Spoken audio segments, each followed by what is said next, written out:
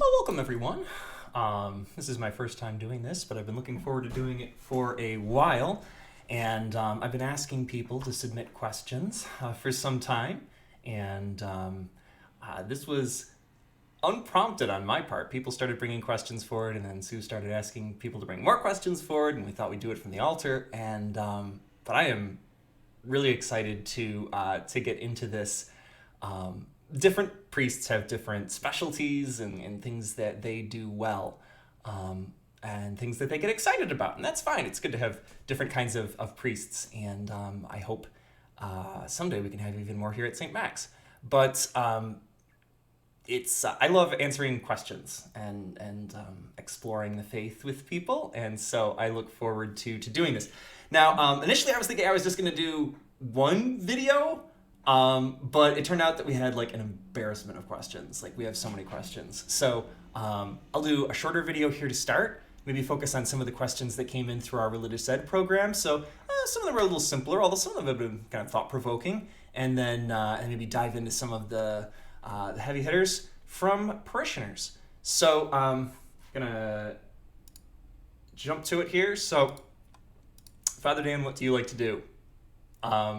So pretty straightforward. I have a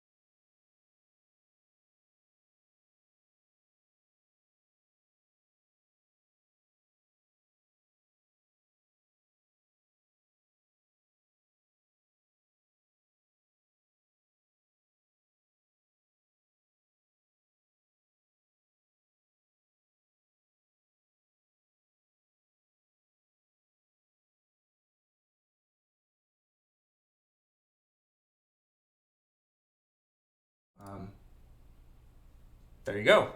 Um, do you have a four-wheeler? No, I don't. I have a bicycle and I have an all-wheel drive Ford Escape, my car, truck, whatever you want to call it, a little runabout like that. I actually got to drive a six-wheeler once, so it was a sort of a kind of like a four-wheeler, but it could go in the water if you wanted to. And was out with some friends at a camp that they had and had an absolute blast. We were coming down a hill, and I was driving and spun out. Actually, the traction was really not very good in this situation on the hill. I went all the way around in a donut, and then was able to pull out of it and make it the way down the hill. It was the coolest feeling. It was really neat to be able to be able to ride that and to be able to recover from that. It was really neat. So, what is your favorite sport? I grew up watching football a lot, and so I think that's still got to be my favorite sport. It's been a really good season for the Bills this year.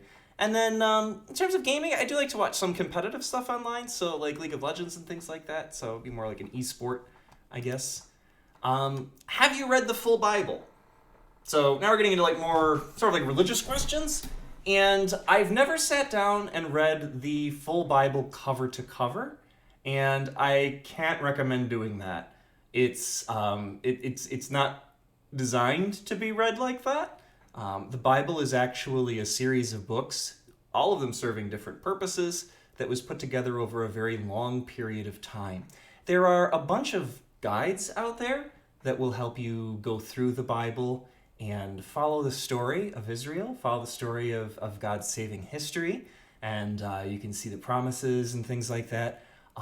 Some of those details in the Old Testament about those old laws and those old customs that we don't have to do anymore are just tough to get through if you're trying to sit down and read it all in one chunk. So I would recommend either getting a good, both of these things actually. So get a good guide and go through the Bible that way, so you can follow the story and follow the thread, because that is really important to do. But the Gospels themselves, there's 4 Gospels, right? Matthew, Mark, Luke, and John. Each of those alone are meant to tell the story of Jesus. And I think it's very important that you sit down, pick one of them, okay? I love Luke. I'm just biased, okay? Luke's my favorite gospel for a whole bunch of different reasons, and I love it. And it's got a great Christmas story in the beginning that is really good to read around Christmas time. But read through one of those. It will not take you very long. You look at a Bible, and I don't have one within arm's reach right now, but it's a big chunky book. The Gospels, the New Testament is the shortest part of the Bible, and the Gospels are a very small fraction of the New Testament. So sit down, read Luke, read Mark if you want to. Mark is the shortest gospel, very easy to read, and just get the whole story, because a lot of us, we come to church and we hear little fragments on the weekend, little snippets of the Bible that are stitched together in interesting ways. So you'll see, this New Testament piece matches this Old Testament piece, and it kind of connects, and I can talk about that in a homily. But it's really good to sit down with the gospel at some point and see how it all fits together, right? And again, it doesn't take you very long. Depends on how fast you read, like an hour maybe. One of the best retreats I ever did, I just sat down and read, I believe it was Matthew, and there were so many things I learned just from seeing how things fit together. It was familiar in the sense that I've been hearing these stories for 36 years at this point, I guess. I didn't understand English when I was 35 years. But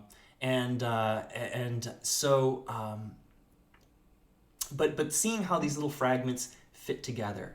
And it's like, he's talking about this, and then, but then he's talking about this, and they match, it makes sense. Or he's, maybe you don't even realize where he is when he's talking about something. So you get that sort of picture. So have you read the full Bible? Maybe over the years, if you put it all together. It's pretty rare that I run into a Bible verse that's not familiar to me on some level, or that I can't talk about in a homily at this point. I've been preaching for 10 years now, so pretty familiar with the Bible, but haven't read it straight through. Who do priests go to for penance? I joke all the time that it would be so easy if I could just go in the mirror, right? You'd be like, "Hey, Father Dan, how are you doing?" "Yeah, pretty good, Father Dan." This question is entirely correct. Who do priests go to for penance? And it assumes that priests do go to someone for penance, and we absolutely do. However, just like a lot of people don't necessarily want to go to me if they're my parishioners, because they'd feel awkward, right? You shouldn't feel awkward. I don't even tend to remember the sins that people confess, and it really doesn't bother me if you come and you tell me your sins. A lot of people have sins, and if you have a sin, the right thing to do is go to confession. So I'm already impressed that you came to confession and you have the courage to admit what you did, and you wanna change. But a bunch of people, they don't necessarily want to go to their pastor. They want to go to somebody that's a bit of a stranger that they don't know really well, and so they don't have to worry about him remembering things later on when they see him again, because they're not going to see him again, right?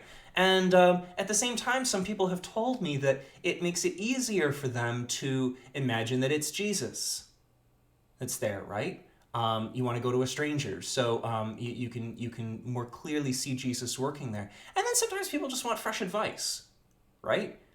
If you came to me every month and you said, "Father Dan, I have this problem where I get really angry at my dog, and I feel really bad about that," I say, "Okay," and I give you some advice.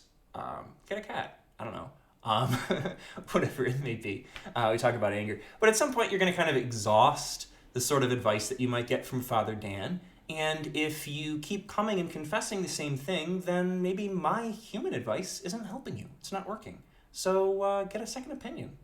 Go to see a different doctor. Go to see a different priest. So lots of reasons that you might shop around. And so who do priests go to for penance? Well, it's sometimes awkward because some priests don't necessarily want to go to their coworkers to their friends, to people that they went to seminary with. We get to see the very human side of each other sometimes. And so it sort of depends. For my own part, I've definitely gone to friends before, and I've gone to friends before and they've said, could you not? That actually happens. They would never give an absolute no. They would never say, absolutely not, Dan, because confession is so important. But I've asked if they would be comfortable hearing my confession, and they've said, no, Father Dan, actually, I would not be comfortable hearing your confession. Why don't you look for somebody else? And so there is a church in Buffalo run by the Jesuits called St. Michael's. It's probably the most popular spot for diocesan priests to go. Maybe that's another question. There's a bit of a difference between a priest who joins a diocese and serves their whole life in an area like Buffalo, and then like a religious order priest that might travel the whole world helping people in a very particular way. So the Jesuits, even though they're running a church in Buffalo, they didn't go to school with us. We don't see them every day, and so that's a bit of a difference. And they give very good advice. So they're trained very highly. They often have a doctorate. I only have a master's. So they often have a doctorate in a field that's not strictly related to faith. They might have a doctorate in psychology. They might have a doctorate in history or social studies or biology or something like that. So they're very, very bright people, and often they have wisdom to share from other disciplines. So on top of all of that, priests have a penance service twice a year in Buffalo, right before Christmas and right before Easter. So in Advent and Lent, those are really good times to go. And at a minimum, I feel as a Catholic, you should go to confession at least twice a year. I know priests do, and we should be going more often than that. And then there's a couple of designated confessors that sit at the edges of the church, and we all go to confession. And even the bishop goes to confession. So he tries to be a good example for all of his priests. So who do priests go to for penance? It depends. Sometimes you got a familiar guy that you go to, sometimes you got a stranger, sometimes you go to the same guy a lot, sometimes you go to a different guy. So that's the sort of the Father Dan questions. So these are the questions that came in from Religious Ed here, going down to these 12 questions right here. Got 12 questions, 12 apostles, 12 tribes. It's good. But I've just kind of organized them a little bit to make things a little easier to talk about. So I got some baptism-related questions here. This is something that is getting talked about in religious education. So why was a seashell used to baptize? So my assumption was just that it was connected to the beach. And I didn't really have any fancier explanation for that, you know. You're at the beach, you want to scoop up some water and pour it on somebody, a seashell is a handy shape to have, right? You want to scoop up water with a rock, that's a little trickier. I guess you could cup it in your hands. In the early days in the church, St. John, for example, when he was baptizing in the River Jordan, they didn't use any kind of scoop, they just dunked you in the river. They didn't try to bring the river to you, they just brought you to the river and pushed you in. So John, you see a lot of pictures of this, John would be standing in the water, in the river, and you would walk out to him in the water, and you're wading along, and then, he would push you under. With your permission, of course, you know this is coming. And then you would come up, and you would be physically cleaner than you were, certainly soaked, but ritually cleaner as well, washed of your sins. And so John was baptizing for the forgiveness of sins. So where does the seashell come in? And so I looked this up online, bunch of different resources that I have, and nobody really knows. It's one of those awkward kind of things. There's a joke on the internet. If you go into a bathroom and you see like a couple of seashells on the toilet, and people get confused, like, what do you do with the seashells? And you're not really supposed to do anything with the seashells. They just kind of look cool. So, yeah, it looks cool. There's a story that St. James, apparently, in the early days of the church, would use a seashell when he was begging, and he would go from place to place and ask someone to fill it with food, or fill it with water, or fill it with what he needed. And but it's a handy object to look at, like a physical thing that you can use in art and decoration. You can make a statue, put it at the edge of your church. that reminds people of water in baptism. It's kind of hard to make a statue of water. So it's an object that reminds us of the sea, and Christians use a lot of sea imagery. So the fish, you'll sometimes see fishes. Fish was an early symbol of Eucharist. Ictus is the word for fishies in Greek, and it has a connection to the name of Jesus Christ, sort of an abbreviation for it. So fish images get used. That's a little more developed. And seashells. How old was Jesus when he got baptized? So depending on which gospel you read, this is the beginning of Jesus' public story, right? His public ministry. This is the first thing that he does and kind of comes on the national scene. So John is in the river. He's dunking people. And, Jesus appears and John says, I'm not worthy to baptize you. And Jesus says, no, you gotta do this. And then there's a voice and a dove and all kinds of miraculous things happen there. And so Luke, as I said, that was kind of my favorite gospel. Luke says Jesus was about 30 years old when he began his work. He was the son, as was thought, of Joseph. So there you go. Jesus was about 30. And depending on which gospel you're looking at, he may have done ministry for about 3 years. Some scholars think maybe only 1 year. So 1 to 3 years. So if he started when he was 30, he probably died when he was about 33. And to give you a sense of how young that was, I'm 36. So I'm already 3 years older than Jesus would have been when he died. So that's kind of crazy. And how old was he when he got baptized? So he was older, I think, is also worth mentioning. So when we're baptized, we usually want to be baptized as soon as possible. Why waste any time, right? Your parents pick your language, they pick your school, they pick where you're going to go to church, and so they often get you started in the religion that they value. And then as you get older, if you decide it's not for you, you don't like it for one reason or another, you could certainly switch.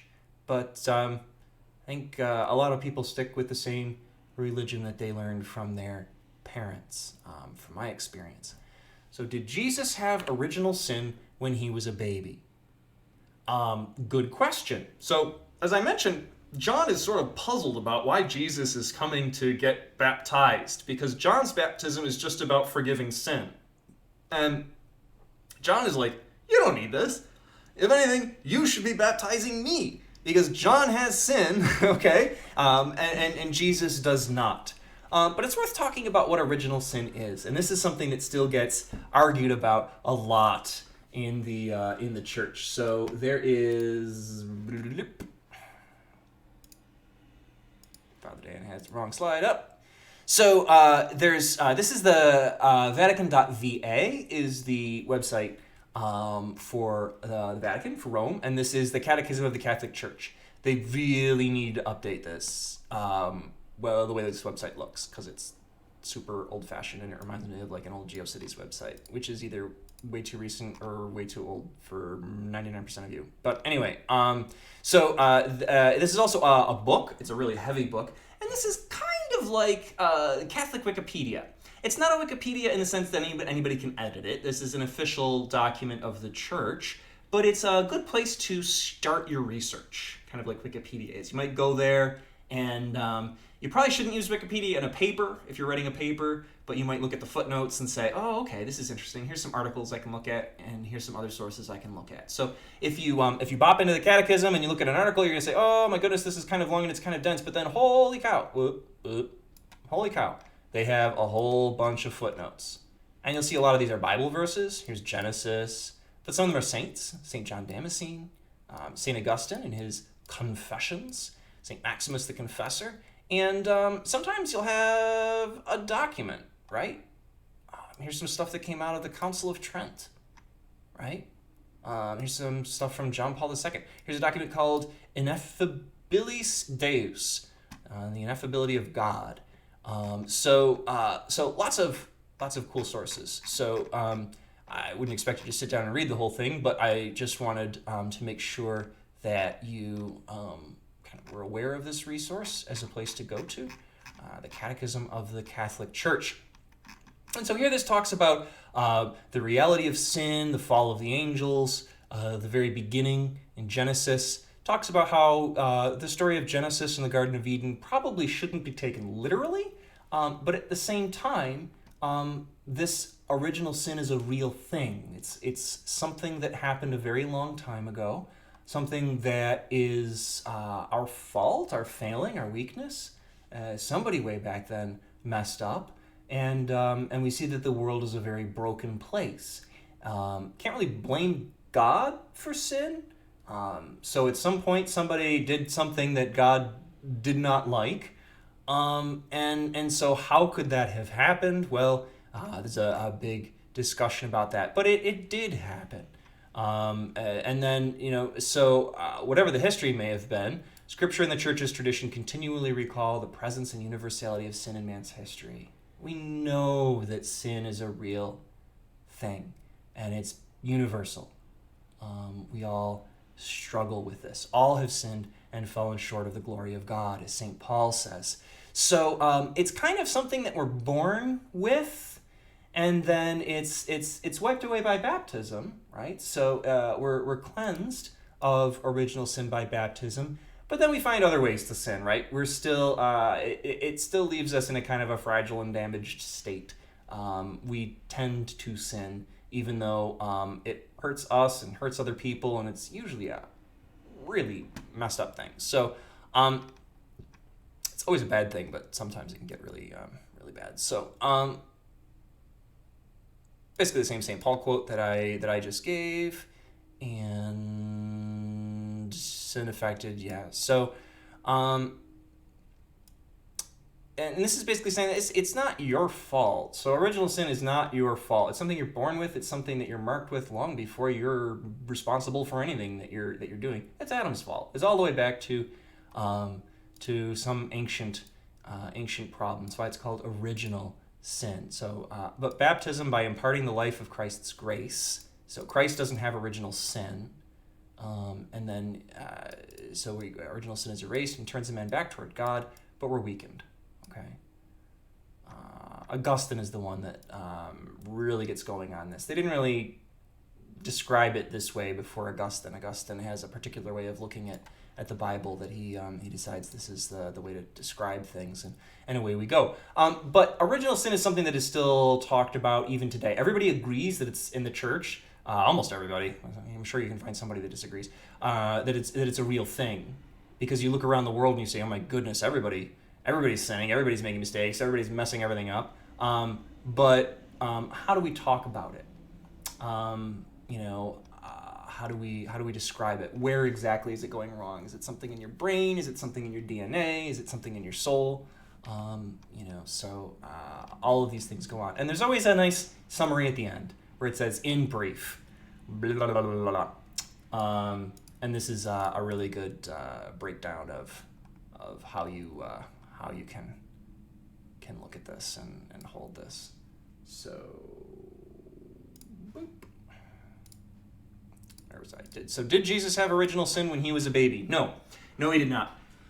He was perfect, and his mom didn't either. Mary talks about that in the Catechism as well. That's what's called the Immaculate Conception. So, and that gets very complicated because it's sort of like time travel, right?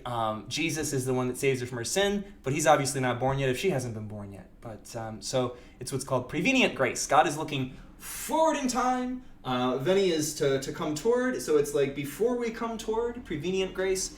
So before Jesus is even born, he's already saved Mary. And did Mary and Joseph get baptized?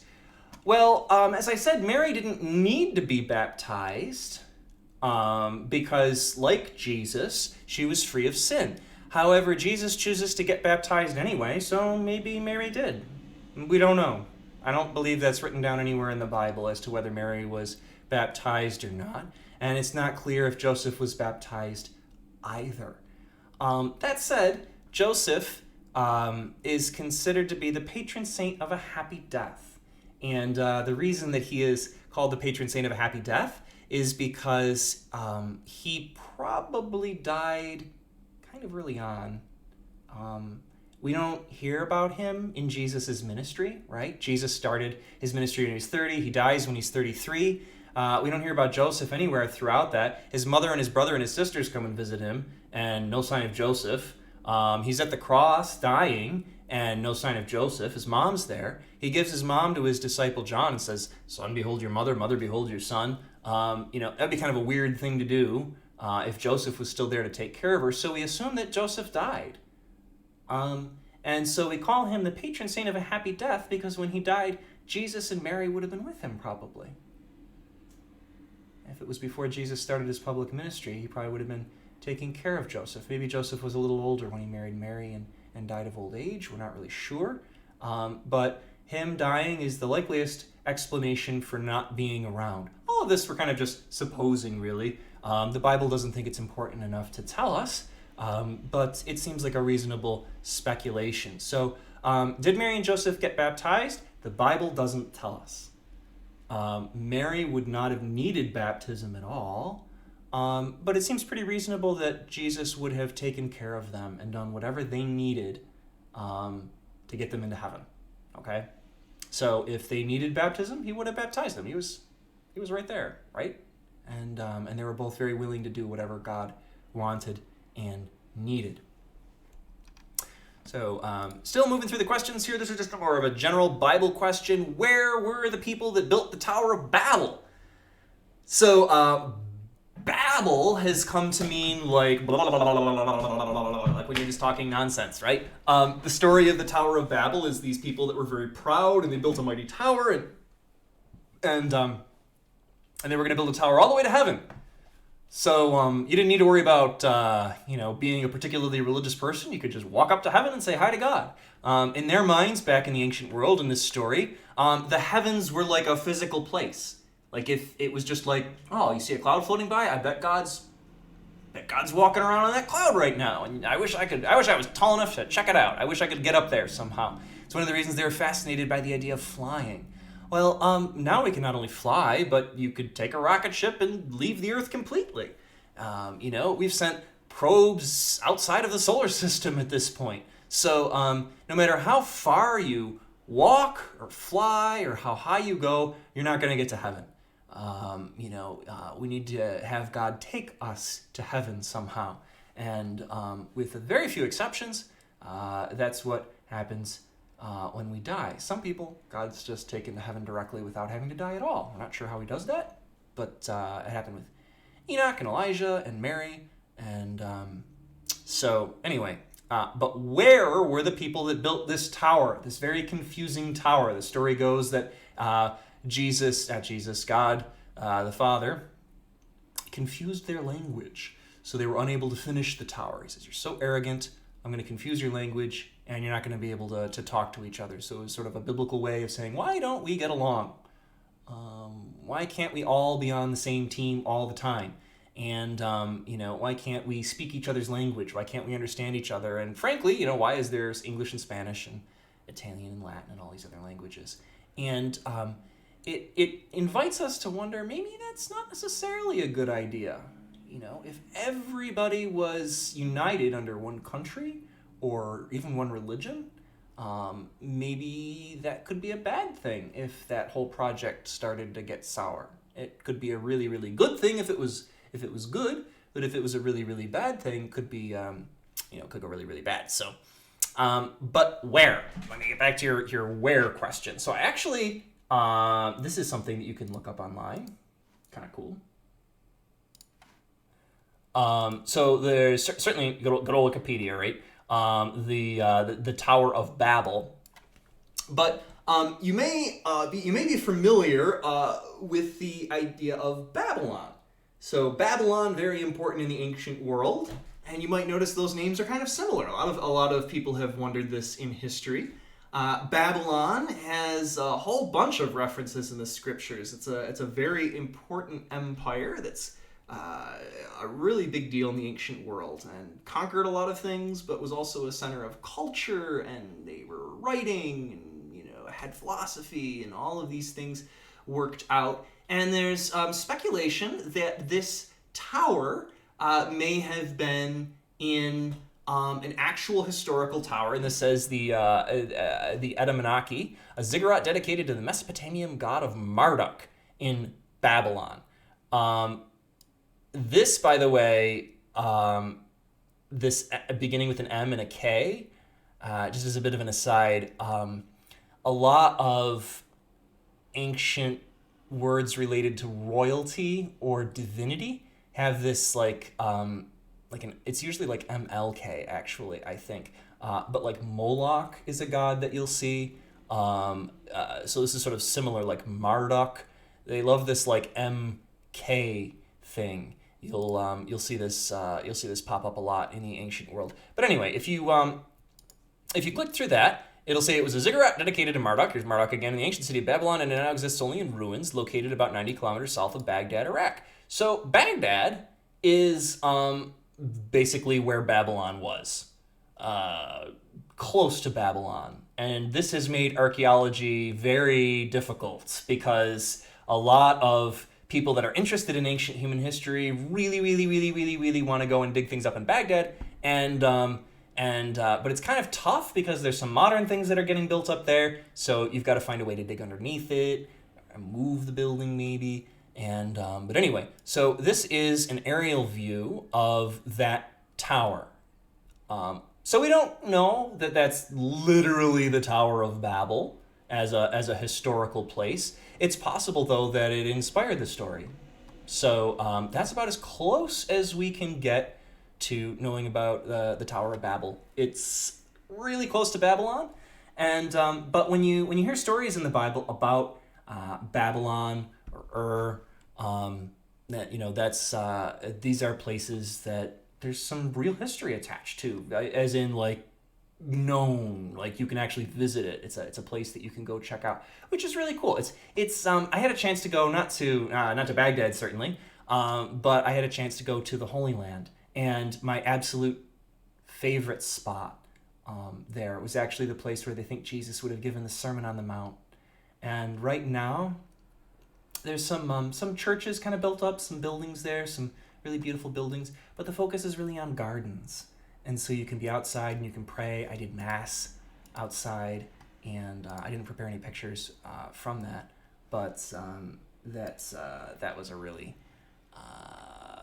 cool thing that I got to do there. So where were the people that built the Tower of Babel? Well, Babylon, probably.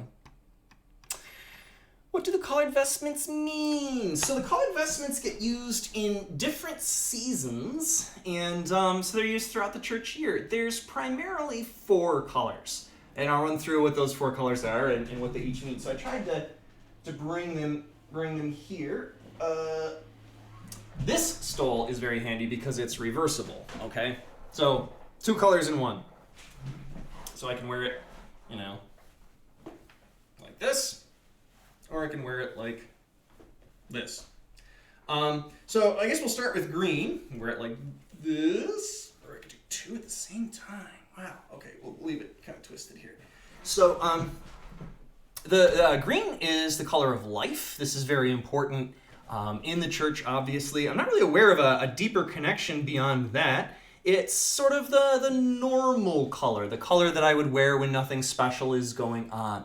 And it's meant to remind us of the life of Christ and our life with Him. So we constantly grow when we come to church, even if it seems like it's just sort of an ordinary everyday when you're at Mass. It's my hope that you would grow every time that you come to Mass. You learn something. You come away and you want to be a better person. You've got some idea for what you might do during this week.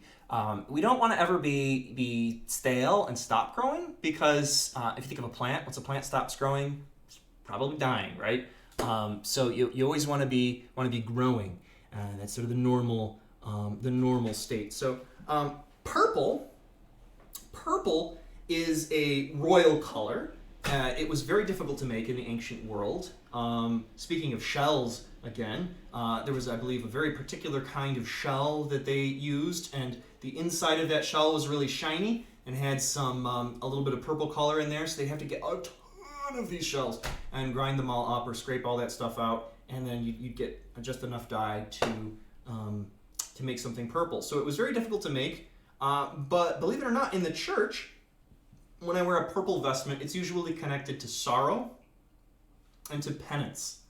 So the idea of, I'm sorry for my sins. So it is worn before Christmas during Advent, and it's worn before Easter during Lent.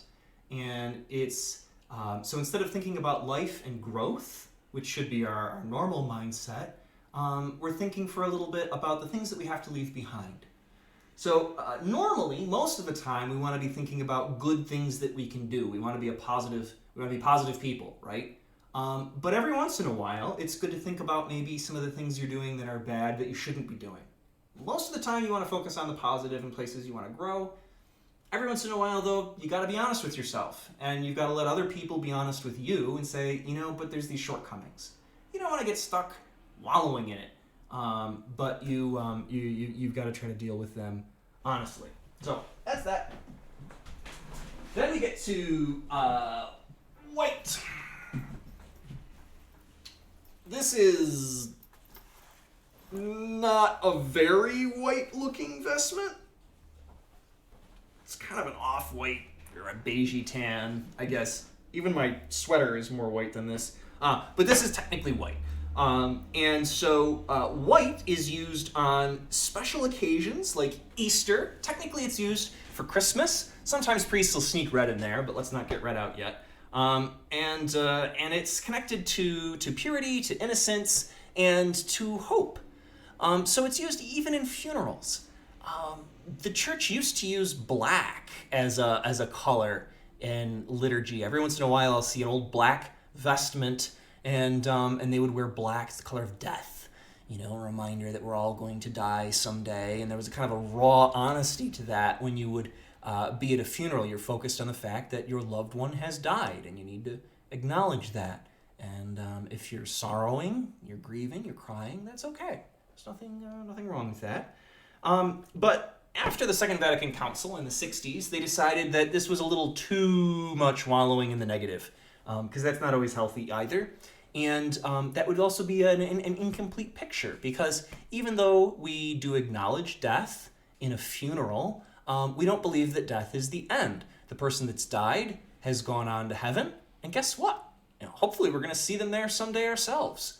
So white is worn at funerals now as a symbol of hope, as a reminder that it's perfectly normal to grieve because they're not here with us right now in the way that they used to be, in a physical way. We're going to see them again. And the next time we see them again, we will never have to say goodbye again. A funeral is the last time that we say goodbye. Not because we'll never see them again, but because the next time we see them again, we'll never have to say goodbye. We'll always be with them. So that's kind of cool. So that's white. There's also... this is not working out. Okay. There's also red. So I'm going to talk about white and red, kind of in combination here. So red is the color of blood. And blood is connected to martyrs. The blood of martyrs is the seed of Christianity. So Jesus obviously died on the cross. The prophets themselves suffered quite often to get their message out. And early Christians also often died. We take for granted sometimes how easy it is to be a Christian in our country. Every once in a while somebody will be rude to you or obnoxious, but that's about as bad as it gets. You don't generally have to worry about some crazy person shooting you or crucifying you. Other places in the world are not so lucky, so we certainly pray for Christians that everywhere in the world, that they would be blessed and protected. So there are, throughout the year, special days where we remember saints. We'll talk about saints again here in a little bit, with question 12. But saints are those that have gone before us, that we are certain they are in heaven. And why are we certain that they are in heaven? Maybe they led a really holy life. Certainly they would have sinned at some point, but generally they're a good example. And they've got good things to say. But maybe they're a martyr. And if they're a martyr, that just means they died. And that pretty much means straight to heaven. A lot of faiths hold this. If you died for the faith, you gave it everything. you're not going to say, oh, I'm going to die for the faith just in case I get a donut later. You're not going to be around to collect that.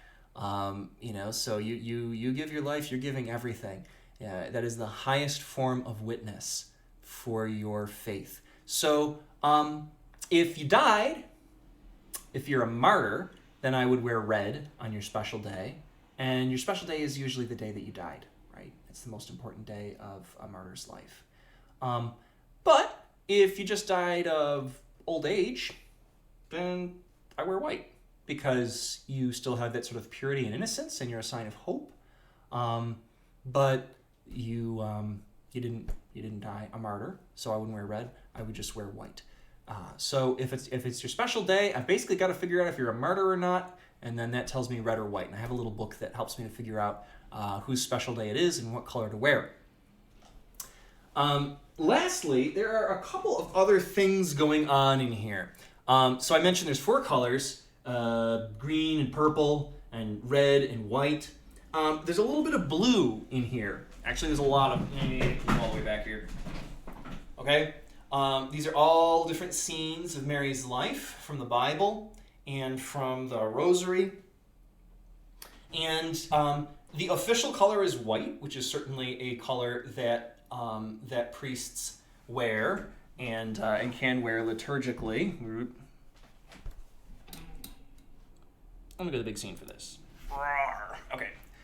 So the white is the official color, but the blue is kind of nice for Mary. Every once in a while, you'll see a priest wearing a vestment that's only blue, and somebody will get really grumpy about it because blue is not an official color. We're not supposed to wear blue. You're not supposed to wear orange, right? But people will sneak blue in quite often on top of white. So you wear white for Mary. She's not a martyr. We don't wear red for Mary, so we wear white. And then a little bit of blue for her color. So you've got those 4 colors that I talked about. Those are the big ones. You kind of get black sometimes. And although we don't really wear that commonly anymore.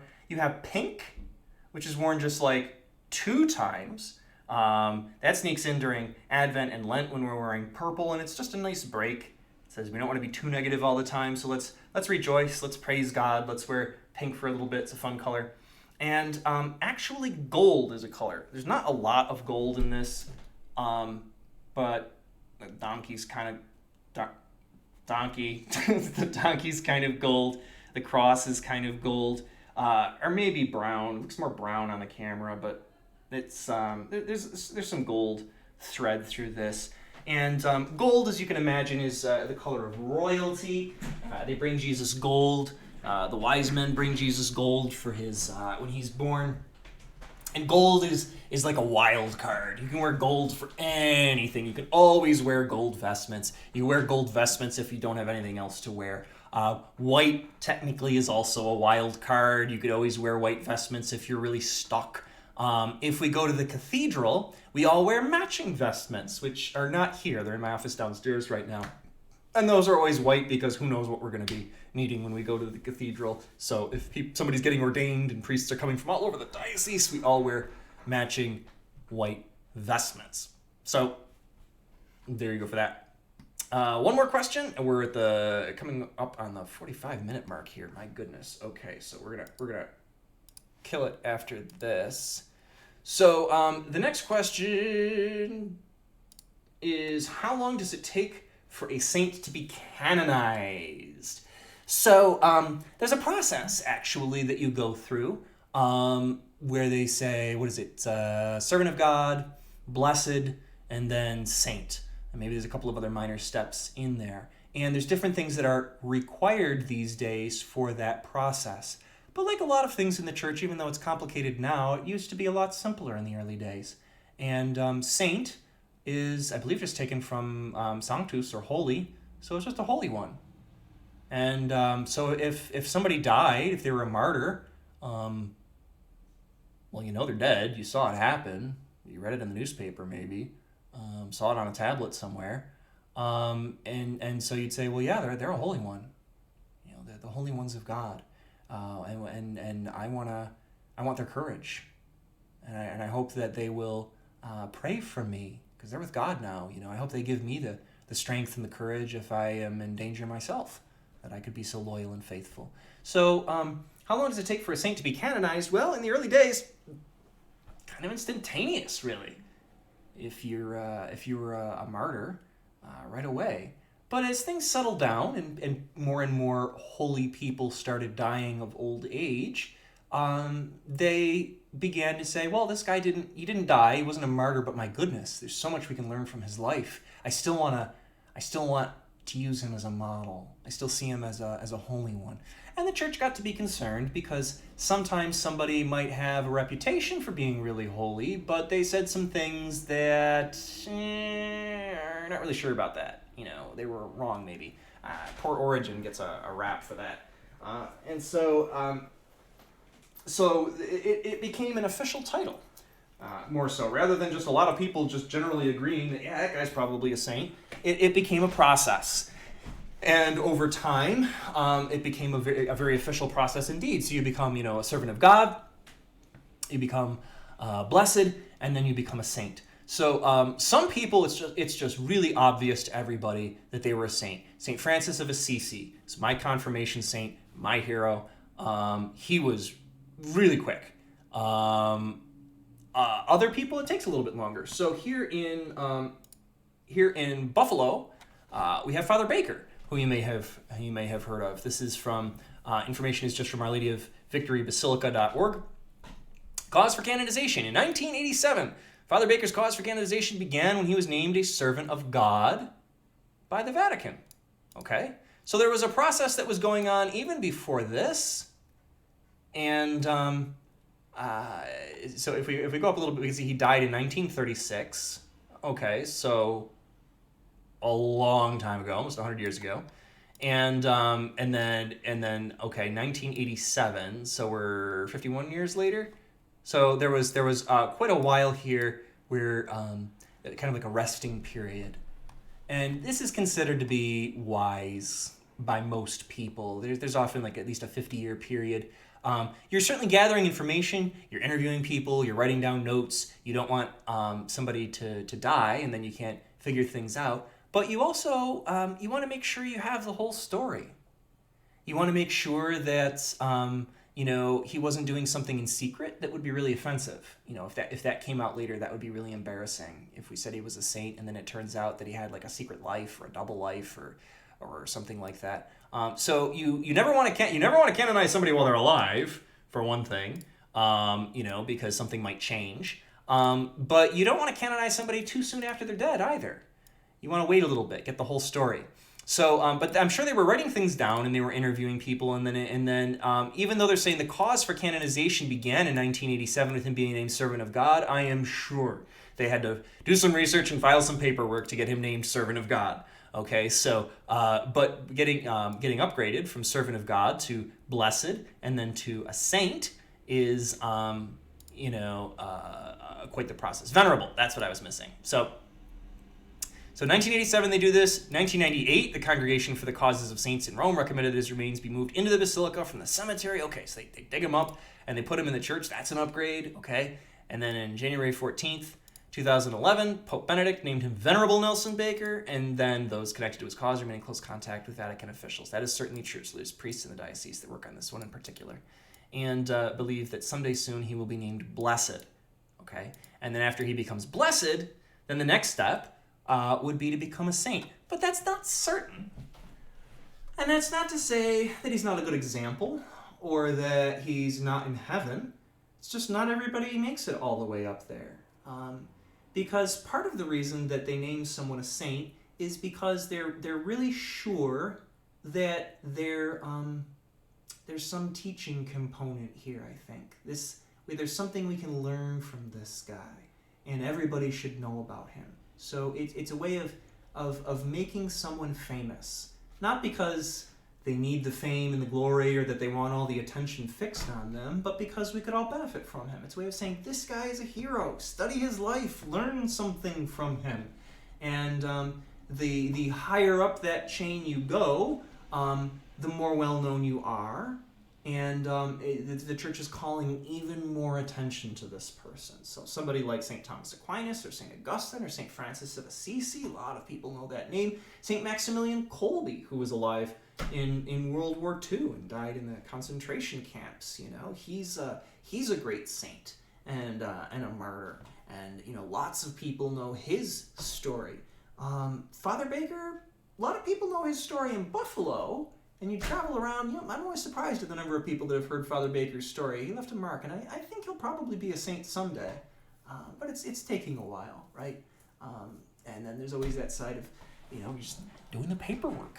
It takes a while to do those things. So, thank you everybody for following. You've been here for this video for about 50 minutes now, and I really just went through the questions from our religious education students. Some of them are a bit personal, but I hope some of them you found interesting. Let me know in the comments below, or if you catch me around Mass, however you want to get in touch with me, what you thought of this, and add questions. If you want to post questions down below, go for it. If you wanted a little bit more information about anything that I talked about, and you're like, why did that happen that way? Or, where is this other location maybe, if they know where the Tower of Babel might have been, where are some other things? So whatever crosses your mind, but know that you are in my thoughts and in my prayers, and I'm really excited to be able to share this with you. Glad to answer your questions. Take care, everyone, and the Lord be with you. May Almighty God bless you all. The Father, the Son, the Holy Spirit. Amen.